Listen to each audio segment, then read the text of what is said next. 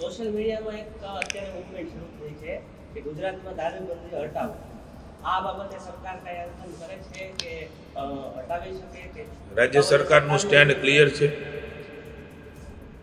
અગાઉ પણ હતું, અત્યારે પણ છે. આવા કોઈ વિષયોમાં રાજ્ય સરકાર એ દારૂબંધી હટાવવાના વિષયમાં પહેલાં પણ નહોતી, આજે પણ નથી ને આવતીકાલે પણ નહીં હોય. નમસ્કાર મિત્રો, આજની વાતમાં આપનું સ્વાગત છે અને આજે વાત કરીશું ગુજરાતમાં રહેલી દારૂબંધીની.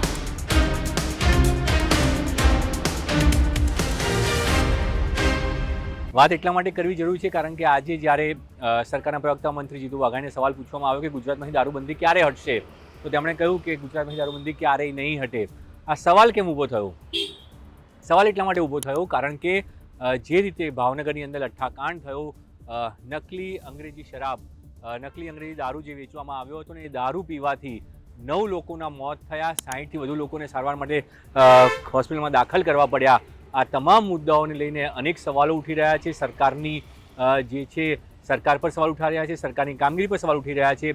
પોલીસ કર્મીઓને સામે એક્શન તો લેવામાં આવ્યું પણ સીધી જવાબદારી અહીંયા સરકારની બને છે અને ગૃહ વિભાગ ખુદ ઉપમુખ્યમંત્રી હર્ષ સંઘવી પાસે છે અને તે સંજોગોની અંદર તેમની જવાબદારી બેવડી થઈ જાય છે અને એટલા માટે વિપક્ષ, પછી તે કોંગ્રેસ હોય કે આમ આદમી પાર્ટી હોય, બંને દ્વારા હર્ષ સંઘવીનું રાજીનામું માંગવામાં આવ્યું છે.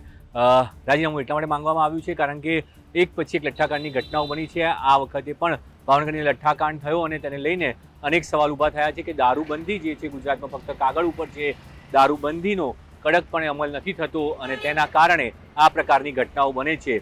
કેટલીક જગ્યાઓથી ત્યારબાદ આ લઠ્ઠાકાંડની ઘટના આવી, ત્યારબાદ કેટલીક જગ્યાએથી કોંગ્રેસના નેતાઓએ જનતા રેડ કરી અને દારૂની બોટલીઓ બતાવવાનો પ્રયાસ કર્યો. કેટલાક લોકોએ પણ વિડીયો વાયરલ કર્યા અને તેને લઈને પણ સવાલ ઉઠી રહ્યા છે કે દેશી દારૂ ખુલ્લે આમ મળી રહ્યો છે. દેશી અને અંગ્રેજી આ બે દારૂને લઈને વિવાદ હંમેશા ચાલતો રહેતો હોય છે પણ દેશી દારૂના મામલે સરકારને એટલા માટે ઘેરવામાં આવે છે કારણ કે દેશી દારૂ કોઈ પણ શહેરની અંદર એવો વિપક્ષનો આરોપ છે કે કોઈ પણ શહેરમાં જાઓ, દેશી દારૂની હાટડીઓ ખુલ્લે આમ ધમધમી રહી છે અને તેની સાથે આ તમામ વસ્તુની જાણ પોલીસને હોવા છતાં તેના ઉપર કોઈ કાર્યવાહી થતી નથી. આની ઉપર સરકાર દ્વારા જે છે આ સમગ્ર લઠ્ઠાકાંડ મુદ્દે આજે પ્રવક્તા મંત્રી જીતુ વાઘાણીએ પ્રતિક્રિયા આપી અને કહ્યું કે સરકાર દ્વારા તમામ પગલાં ભરવામાં આવ્યા. જે જાણ થઈ તેવું તરત એક્શન લેવામાં આવ્યું ને એટલા માટે લઠ્ઠાકાંડનો જે મૃત્યુઆંક વધી શકે એવો હતો એની જગ્યાએ ફક્ત 8 લોકોના મોત થયા છે તે પ્રકારનો દાવો જીતુ વાઘાણીએ કર્યો. તેમણે કહ્યું કે જે બે જવાબદારી અથવા તો નિષ્ક્રિયતા સ્થાનિક પોલીસની હતી તેની સામે એક્શન લેતા એ તમામ અધિકારીઓને સસ્પેન્ડ કરવામાં આવ્યા છે. અધિકારીઓને સસ્પેન્ડ કરી દીધા. સીધી રીતે સ્થાનિક જવાબદારી અધિકારીઓની જ હોય છે, તેમાં કોઈ બેમત નથી.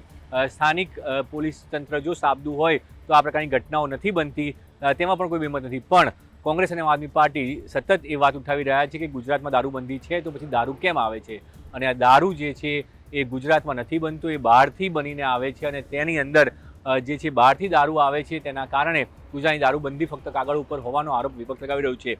આ જે લઠ્ઠાકાંડ થયો તેની અંદર પણ જે તમામ મુદ્દાઓ ઉઠ્યા હતા, આ દારૂ બહારથી નથી આવ્યો, આ દારૂ અહીંયા બનાવવામાં આવ્યો. નકલી બોટલની અંદર જે છે સ્થાનિક સ્તરે મિથેનોલનું મિશ્રણ કરી અને એ જે લોકોએ દારૂ બનાવ્યો તેમાંથી એક વ્યક્તિનું મોત પણ થયું. એટલે આ દારૂ તો લોકલી બન્યો હતો પણ તેમ છતાં સરકારની જવાબદારી એટલા માટે આવે છે કારણ કે ગુજરાતમાં જ્યારે દારૂબંધી છે ત્યારે આ પ્રકારનું કોઈ પણ ઘટનાક્રમ ન થવો જોઈએ, આ પ્રકારનું કોઈ પણ જે છે બનાવ ન બનવો જોઈએ. એની સીધી જવાબદારી સરકારની છે અને એટલા માટે સરકારે એક્શનમાં આવવું પડ્યું અને પોલીસ કર્મીઓ સામે પગલાં ભરવા પડ્યા. આની પહેલાં જ્યારે બોટાદમાં પણ આ પ્રકારની ઘટના થઈ ત્યારે તત્કાલીન જે બોટાદના એસપી હતા અને અમદાવાદના રેન્જ આઈજી હતા તેમની બંને સામે પણ કાર્યવાહી કરવામાં આવી હતી અને તેમની બદલીઓ કરવામાં આવી હતી. પણ મુખ્ય મુદ્દો એ છે કે શું ગુજરાતની દારૂબંધી ફક્ત કાગળ ઉપર છે અને શું આ દારૂબંધી હટવી જોઈએ? હવે સોશિયલ મીડિયામાં એક વાત શરૂ થઈ છે કે ગુજરાતમાં દારૂબંધી કાગળ ઉપર છે. ઘણી જગ્યાએ સોશિયલ મીડિયામાં ટ્રેન્ડ પણ થયું છે કે દારૂબંધી હટાવવી જોઈએ.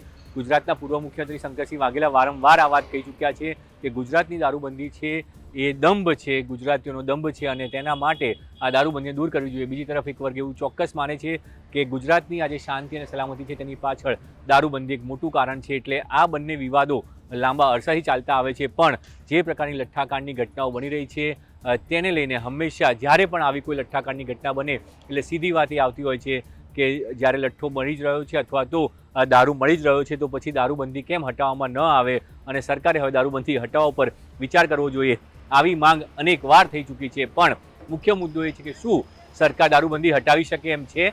પણ સરકારની જો વાત કરીએ તો રાજકીય મજબૂરી છે સરકાર દારૂબંધી હટાવી શકે એમ નથી.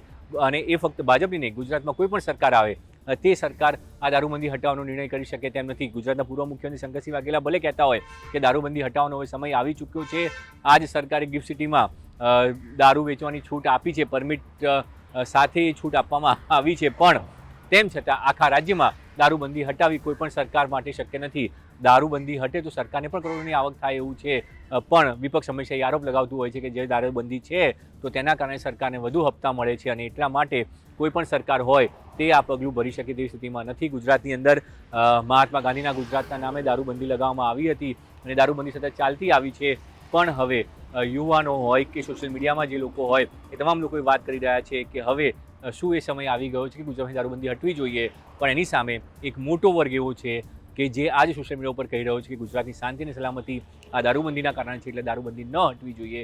તો તેવા સંજોગોની અંદર સરકાર માટે હંમેશા સિચ્યુએશન આ જ રહેતી હોય છે કે એક સૂર આ પ્રમાણે હોય, બીજો સૂર આ પ્રમાણે. પણ શું દારૂબંધીનો ચુસ્તપણે અમલ શક્ય છે? તો તેની જે પ્રકારની ઘટનાઓ બની છે એ સાફ દેખાઈ રહી છે કે દારૂબંધીનો ચુસ્તપણે અમલ શક્ય નથી, કારણ કે જે લોકોને દારૂ પીવો છે તેઓ કોઈના કોઈ માર્ગે દારૂ ખરીદતા હોય છે, પછી એ નકલી હોય કે ક્વોલિટી વગરનો હોય, એ તમામ કારણ કે લોકો સસ્તો દારૂ પીવા માટે ટેવાયેલા છે અને સસ્તો દારૂ પીને પોતાની જાનને પણ જોખમમાં મૂકતા હોય છે, જેનું ઉદાહરણ આપણે અત્યારે ભાવનગરમાં જોઈ રહ્યા છીએ. એટલે હાલ તમામ વાતો અને તમામ સવાલો છે, પણ ગુજરાતનો દારૂબંધીનો દમ અત્યારે દૂર થાય એવું નથી અને સરકારે વાત સાફ કરી છે કે ગુજરાતની દારૂબંધી અત્યારે નહીં, ક્યારે પણ આવતીકાલે પણ નહીં હટે તેવું સાફ કહેવામાં આવ્યું છે. આજની વાતમાં અત્યારે બસ આટલું જ. સમાચારમાં જોતા રહો ગુજરાત.